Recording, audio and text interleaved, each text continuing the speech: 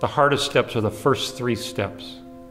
So you want to do your research and you want to think about it so that your first 3 steps are good steps. And once you're going, no one can stop you.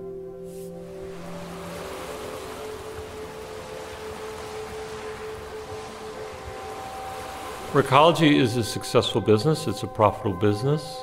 We have a different business model than other companies in this industry. Our business model is zero waste. Our business model is to not send anything to the landfills, to not send anything to the incinerators. We want to recycle more materials. We want to compost more materials. We're able to sell the recycling, which helps pay for the program. We're able to sell the compost, which helps pay for the program.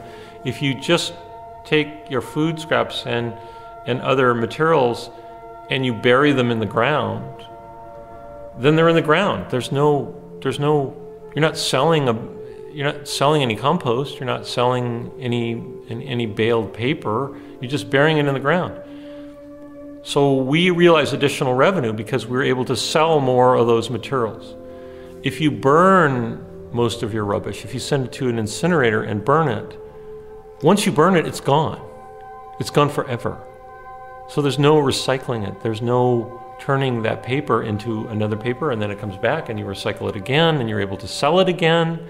And you can go through this loop 7 times or many more times, particularly if it's a metal can.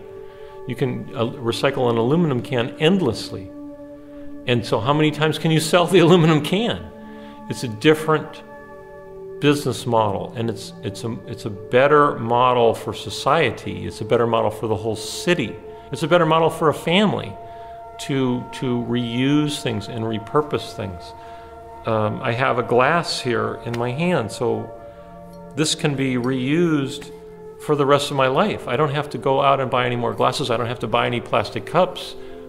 Imagine the expenses that I avoid by reusing things and repurposing things. If everyone brings a canvas carry bag to the store, then the store doesn't have to buy plastic bags.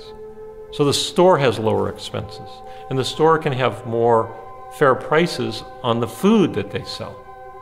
If we go to the farmer's market and we buy directly from the farmers, there is no packaging involved. And I can guarantee you the prices at the farmer's market are much lower than the prices are at the grocery store. They're not paying for a building. They're not paying to heat the building. They're not paying to light the building. Okay? We have to get back to these more simple models to live more in harmony with nature. And if you look at families that do that, they're able to have more money. They're able to have better budgets and better economies in those families because they are not wasting money on packaging. They are not buying more food than they need. They are not wasting their money. There is a common sense to how they exist and how they manage their money. And that's exactly what we're doing at Recology. We try to create tremendous efficiencies in how we collect materials. We try to right-size the containers. We try to make sure that people have larger recycling containers and smaller trash cans. We try to do a lot of outreach and education through social media, which is free, right? We put it out on social media platforms. That doesn't cost any money. We try to do a lot of community meetings in neighborhoods, and we try to go out a lot to schools to speak with students of all ages, and we tour a lot of people at our recycling facilities, thousands of people every year, and more than half of those people we tour are students.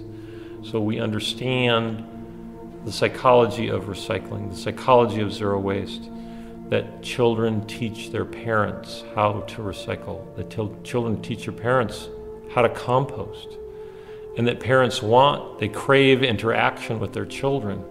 And so this is a very good avenue to get people to have more awareness and more knowledge about what is zero waste, why is it important, why we need to stop consuming single-use plastics, that there will be a day when there'll be more plastic in the ocean than fish, and this is very scary for people.